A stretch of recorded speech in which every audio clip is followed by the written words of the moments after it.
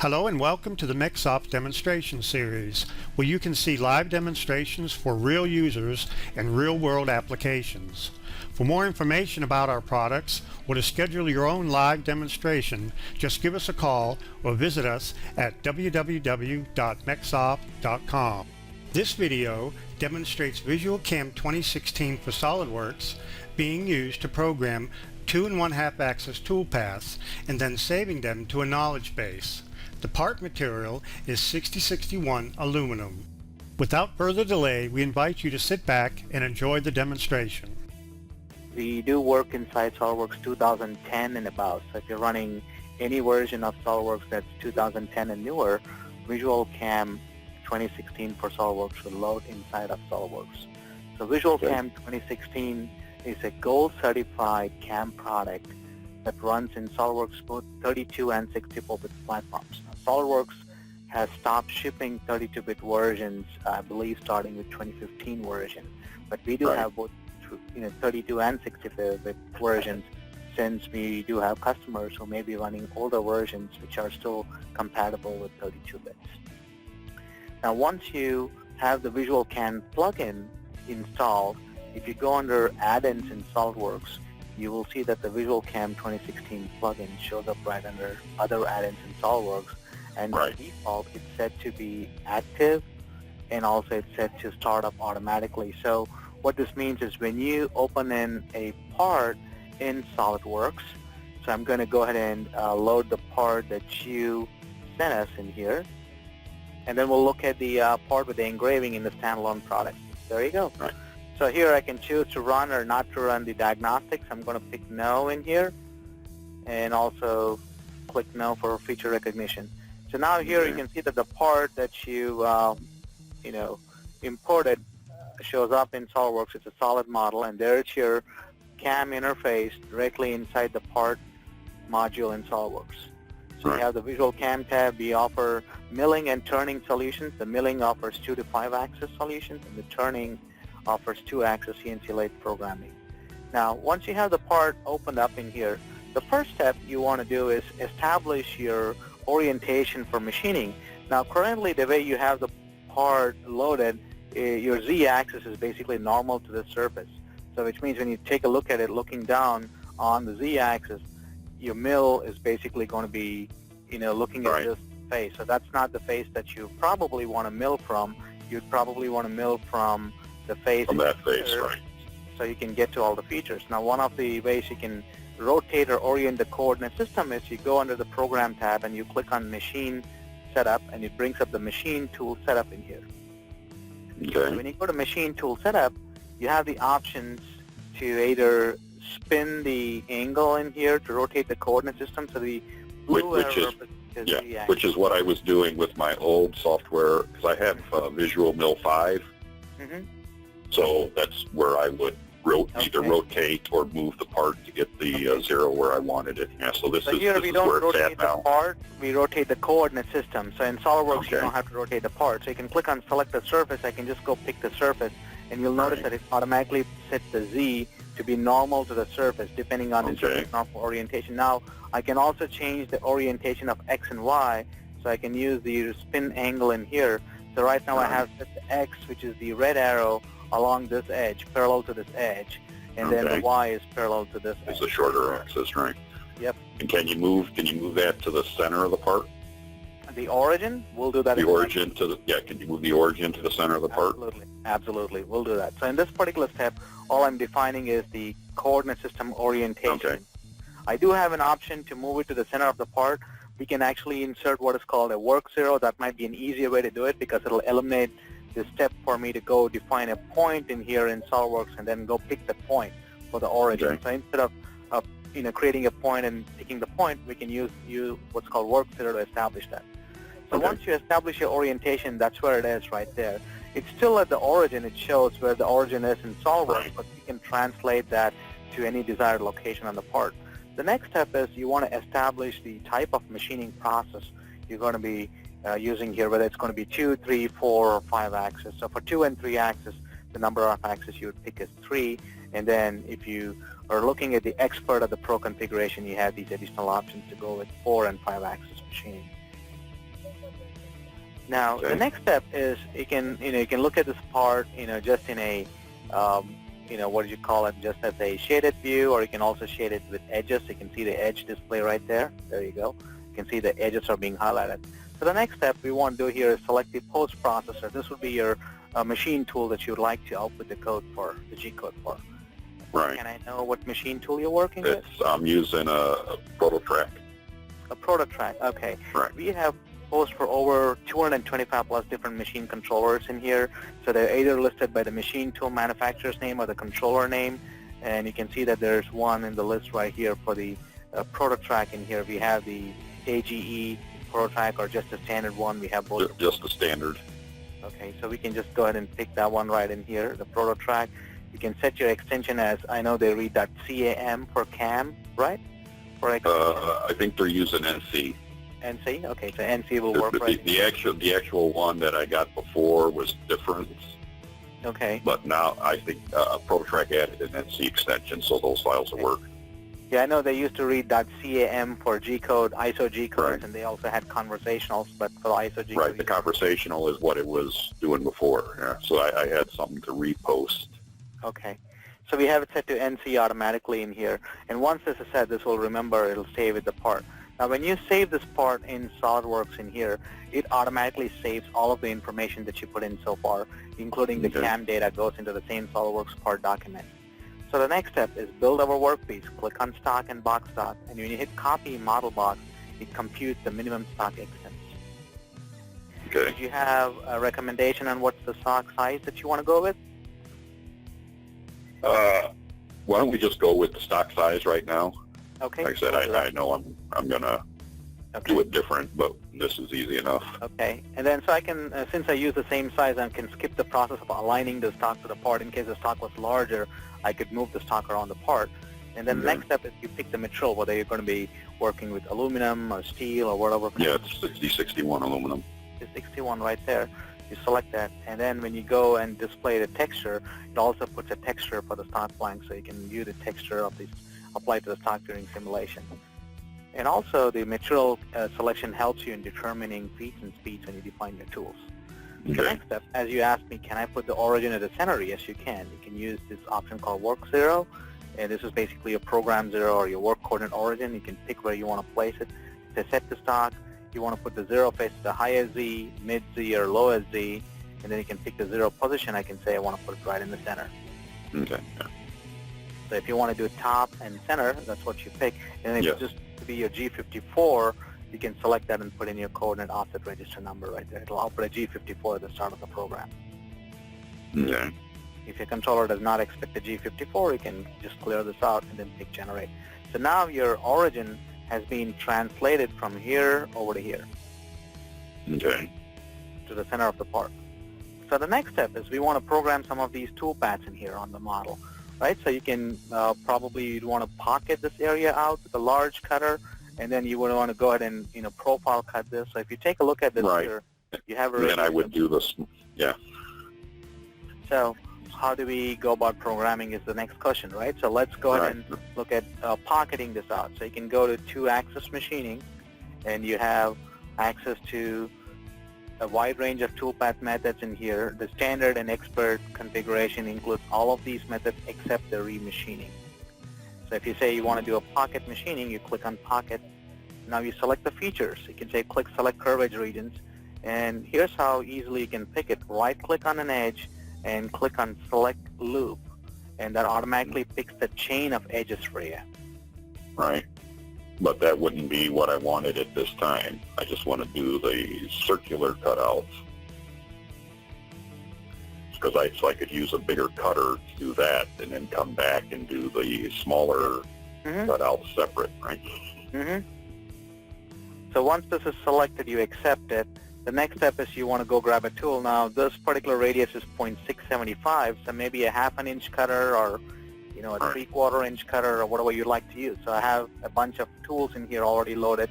Now I can also go ahead and click on edit select tool, and you can basically add new tools in here. You can also establish your feet and speeds. You can use a load from file, which has a built-in feet and speeds calculator in there. So that'll help you establish feet and speeds based on the material surface speed feed for those. These are all new. You can see that they weren't in the older versions of VisualMill. Right, it wasn't tied to the tool. You actually had to set that separate before in what I had. You can tie it to the tool, save them to a library. When you load a library, it automatically loads your feeds and speeds. And that's a nice tool. The next step is to set your feeds and speeds right in here. It's automatically being loaded from the tool. However, you can still override it. Now, for example, a good use case here is, you might have defined the tool without any coolant properties, but on this particular operation, you may want to turn on your coolant. So you can select plug or through, so you can override it at operation level, the feeds and speeds and other properties. The next step is well, now, like I said, my machine, like I said, it's a Bridgeport with ProtoTrack on it, so I don't have coolant. Okay. And my speeds don't go up that high, so. We can modify it in here. I'm just giving you for the demonstration purpose. I can also slow it down, reduce the spindle RPM and the cut feed rate in here as well. Yeah, but again, I have to do that. The speeds and feeds, I'd have to change the speed and the feed rate then, or? Yeah, you would just go up here, go back to your feeds and speeds, click on load from file, and you can say your maximum feed rate you want to go is, let's say, 1500. So it recomputes your cut feed rate, then you accept that, you save it as to tool, and now when you go back into your feeds and speeds tab, you'll see that they're automatically updated. Okay, so it updates the feed rate for me and everything then? Yes, it recomputes. Okay. Now your clearance, you can set it to automatic, so automatic will clear it a quarter inch above the stock max, or you could even just say you only want to go 150,000. They can change, drop it down. Yeah, where none of that's going to matter to me because all the Z moves I'm going to have to do manually. Okay. So, so you can establish these, and then in the cut parameters, you can specify your tolerances for roughing. You can leave some side stock or wall stock in here. I set it to leave 25,000. You can pick your cut pattern, offset, linear, spiral, radial. You pick your cut direction, you step over, and then in the cut levels, you can actually pick the depth of the part right in here. You can say the feature what you selected is in the top of the pocket, and then you total depth, you pick the top face, and then you want to go all the way down to the floor right there. There it is. Okay. So the depth is 0.322, and you could say you only want to go in passes of 50,000 each. You can specify a depth per cut. You can set your entry and exit in here, how much you wanted to specify for your ramp height. You want to do a helical ramp, set your exit parameters, and then also you can fit arcs to your toolpaths in here. So if you're working with splines or any geometry, you can fit arcs, and typically we recommend using 2 times your global tolerance for fitting arcs. And then you pick generate. And there it is. You can see that even though we picked this as a geometry, if the cutter can't get in, it's not going to force in or gouge the geometry there. And there's your pocket toolpath. Let's go ahead and run a simulation for it. So now let's go into the Simulate tab. You select the operation in here. You can hit the play button, and that shows your material removal verification right there. Right? Right. There it is. Now the next step you want to do is go back and maybe re-rough it, right? So if you're considering the Pro product, you have a re-roughing operation in here, which you can basically re-machining. Basically it'll go back and just work on those areas in here to clean it up. Yeah, can I just do a profile then? You could do a profile with the standard, or here's an idea I could think of. I can make a copy of this pocket operation in here, and one of the things I could do is go back and also select this boundary in here right there, and then use a slightly smaller tool and generate the toolpath. So here you can see that the quarter inch is still not able to get in there, right? Right. And I'm going to pick this as the top for the cutting. So it says it could not find any valid data between these two. The cutter was too big. So I'm going to go drop it. It's a 1/8 you're going to have to drop to, yeah. So now you'll notice that in the pick top, I'm going to pick this right there. And you'll see that since I picked the 2 boundaries in here, the cutter was trying to able to get in, but it can't. So I'm going to try to set the stock allowance to 0, and there it is. So I could probably do some additional passes in here, or I could have even added a boundary in here. I could have added a sketch or by selecting this face in here, or I could even pick this face and say I want to create a sketch, draw a circle in here, and maybe I can say this is the area I would like to cut, right?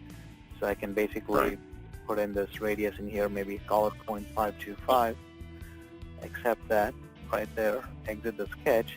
And now for my cutting region, for the pocketing, I could select this entire loop in here and this area and program a pocket toolpath. There you go. And then I can do a finish cut with the profile operation. So you're defining an additional boundary to keep the cutter within a certain area. Right. Now, my other question is, the way I usually do these parts is I just do a circular cut for the big diameter, you know, do a pocket all the way around, and then I just come in and pick those 4 areas where it's running in with the smaller cutter and just run that separate. Okay, we could definitely do that as well. That shouldn't be a problem. So the way I would have to do this here is I'm going to pick this, go normal to this. We'll just insert a new sketch in here, and I'm going to say draw a circle, and I'm going to grab the center right there and go right up to this edge, right? That's the size, right? Okay, right. We'll accept that as 0.675, exit the sketch. So you got your sketch drawn for this pocket, so you can go back to this operation, just pick that geometry right there, and you create your pocket toolpath. Okay. Pocket number 1, and we want to do the pocket number 2, which you want to go all the way through, right? So we just basically the next step right in here, you select this, and you say the geometry is at the top, and then you want to go from here down to this edge. Or if you want to go slightly past that, you can do that. Slightly deeper, yeah. If you wanted to make it, you know, that clears that material out there and right over there. Okay. Now, you just want to And then I just want to pick those 4 pockets there, right? You could do a pocket, or you could do a profile around it if you just want to do like a profile. I think you could do a profile, so you could go from a pocketing to a profiling. And now here I can say I would like to go pick, select, you know, I can say select loop. It picks the entire loop. But Right. I just want to pick the 4 separate pieces, right? So what we can do is we can cycle through this list here as you see it. Oh, and delete the circular part. Okay. I can remove active. You can remove those active. You can select the list in here. Okay. As you see it, it highlights all of those geometries, what you want to exclude. As you click on it, it shows up on the model right there. As you see here, I'm cycling through the list. Yeah, I'm not seeing a color change on. I'm colorblind, so if it just changes a little bit, I don't see it. So it basically turns it into a green color on the graphic screen for you. Right. So basically, you can exclude them from being machined, or you can just go back in here and manually select the edges. Agency right there, and then go pick these 2. Right? So I can use select tangency around each of those pockets. Okay. That might be an easier way for you to do it. Right. Select tangency, or you can even do select partial loop. Right? And then also if you want to drop something out, you can drop something out in here. So those are the different ways you can select it. So I would use just a select tangency around each of those pocket areas. Or if there's a better way to do it in SolidWorks, you can take advantage of that selection. So right-click, select tangency, and then just go pick these 2 Right. on the side. So repeat the same process in here as well. Select tangency, and then go pick. Now, one of the nice features we have in VisualCAM is when you're working with like open loops, you can automatically have it determine which side to place the cutter. So you got these 4 open profiles selected in here on the part. You want to go with the 1/8" cutter. You can specify your tolerance, your cut direction. You can say determine using 3D model what side to place the cutter. And then you go to your cut levels, you pick the depth from this face down to the floor. You can set it up right there. You can say you only want to go in like 50,000 steps. And if you want to do any entry and exit, you can specify it in here, right in here. Or if you just want to do like a plunge and a track, you can do that.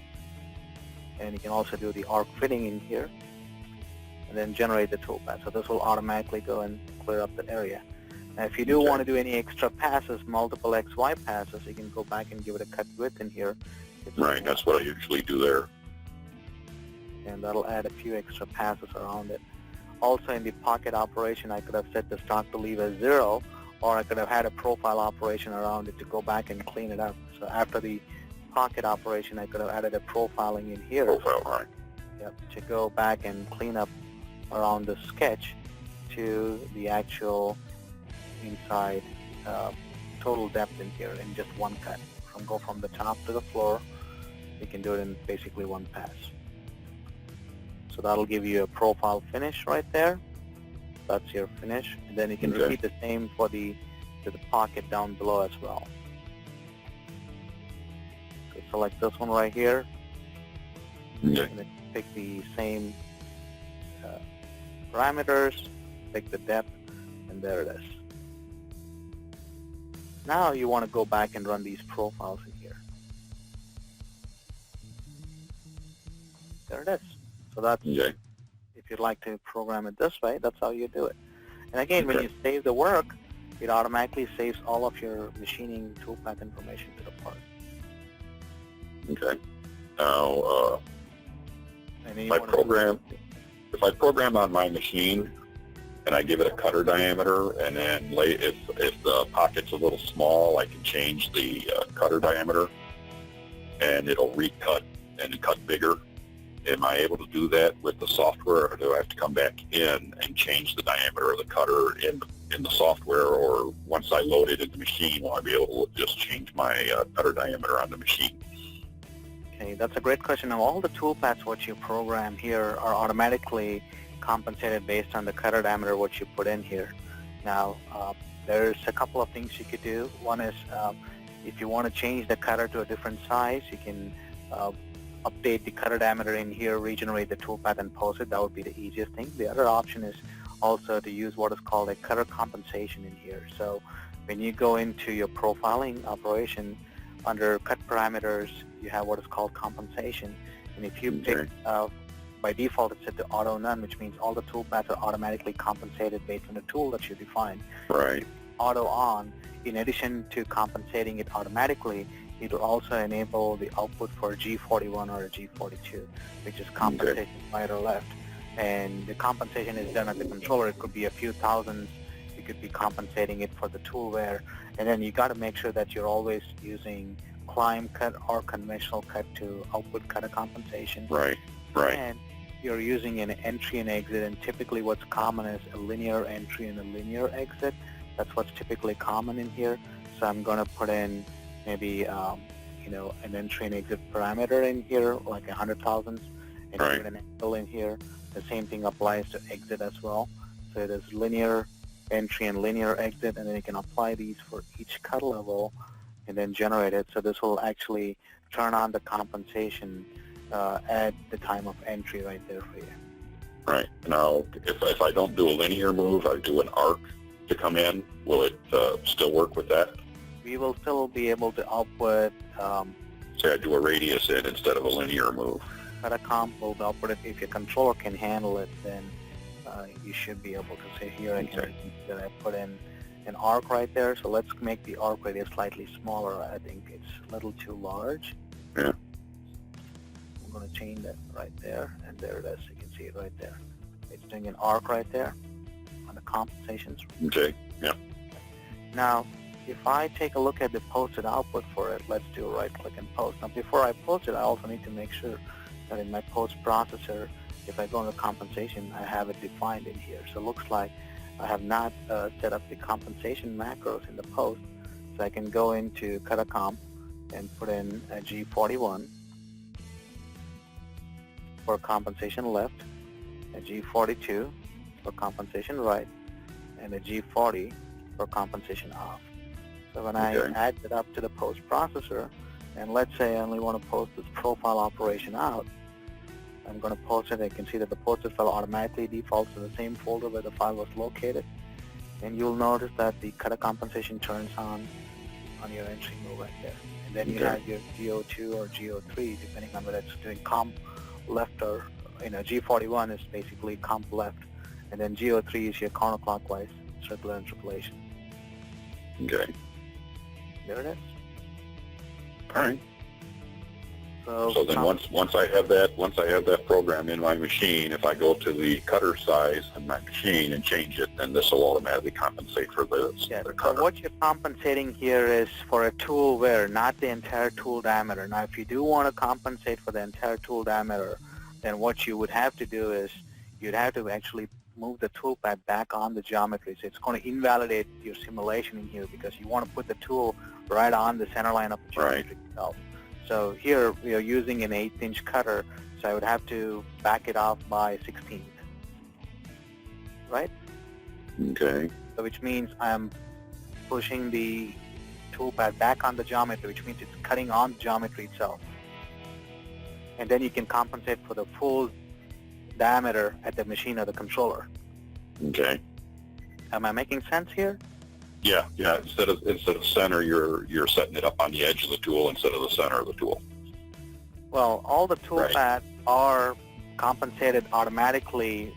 So which means if by default, which the stock is 0, this toolpath, what you're seeing here, the display of the toolpath is basically the tip of the tool, which is your tool, the center of the bit right there, which means it is compensating as you see it. To the center of the tool. Center of the tool. So on the controller, what you're compensating would be the difference between what you program to what the actual tool is. It's called a tool wear. But if you wanted to program it, let's say, for example, like a 0 tool diameter in here, which means the toolpath would be right on this geometry itself. Right. And then compensate for the full diameter of the cutter at the machine, then in that case, you need to push the tool back or move it back on the geometry. So which means here, I'm going to put it back on it. So if I do not do multiple cuts, as an example here, in this particular case, you'll see that the tool paths are automatically compensated based on the geometry right there, as you can see right there, right? Right. So let me turn off the display of the holder so you can actually see it right there. So you can see here the tool path is being compensated. Now, this is what is automatic compensation here is. Now, if you want the tool path to be computed with a 0 diameter, which means like you want the toolpath to be right on this geometry, in that particular case, you would basically put in the stock as equal to your tool radius. Right. Half the diameter. Right. Yep. So in this case, it's going to invalidate your simulation because the cutter would be right on the geometry. So on the machine, you would be putting in the actual diameter itself to fully compensate for it. Okay. Whether it's going to be a 16th or whatever the cutter diameter is. So yeah, like I said, I was just wondering, like I said, I say it's an 8 cutter and I put it in and it's cutting small and I just want to make it, say I want to cut with a 124 or a 123 just to get a little more material out of there. Okay, if that is the case, then you put in an 1/8" in here and then you compensate for whatever the difference is, 20,000, 15,000, whatever that is in the controller. Okay. That's how you would do it.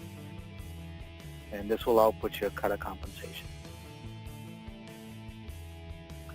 Now, once you have all of your toolpaths programmed, saving the part in SolidWorks automatically saves all of your machining data in here.